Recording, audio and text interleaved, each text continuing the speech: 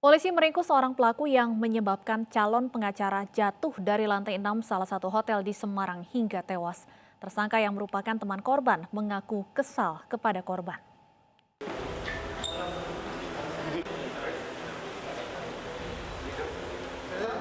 Pelaku ini hanya bisa tertunduk malu saat digelandang petugas di Mapolrestabes Semarang siang tadi.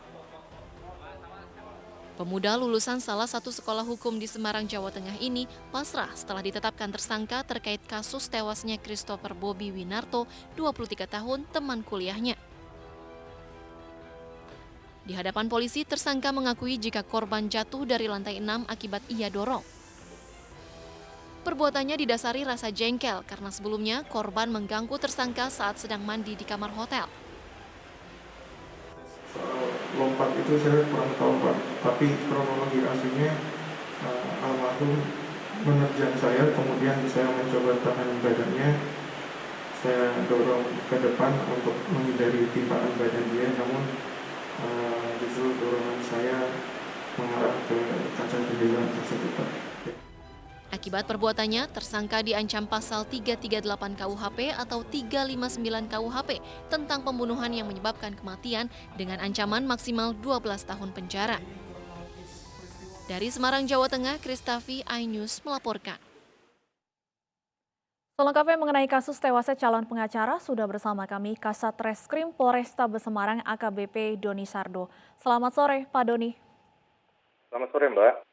Baik, Pak Doni, disebutkan bahwa peristiwa ini berawal dari cekcok. Apa sebenarnya pemicu perselisihan yang berujung pada tewasnya korban jatuh terdorong dari lantai 6? Jadi berdasarkan hasil keterangan dari tersangka, sebagai pemicunya adalah korban ini tipikal pribadi yang jahil.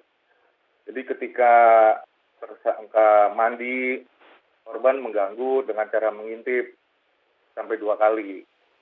Kemudian setelah kejadian itu, mereka sempat selisih paham, tapi sudah didamaikan.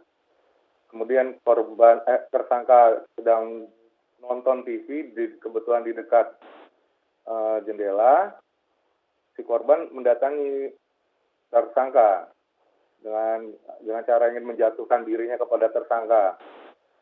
Tersangka yang refleks, kemudian bersiap-siap dan mendorong tubuh korban ke arah jendela.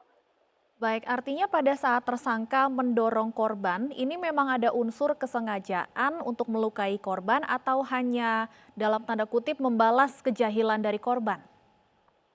Pada saat mendorong itu intinya refleks untuk menahan aja. Menahan karena dia melihat korban ini mau menjatuhkan badan ke tersangka gitu.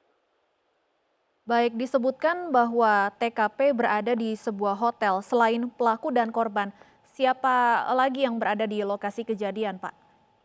Di lokasi kejadian ada 2 orang lagi saksi, yaitu Muhammad Khairul Umam dan Marsinta Gabriela, seorang perempuan. Baik, apa keterangan yang bisa diberikan oleh kedua saksi?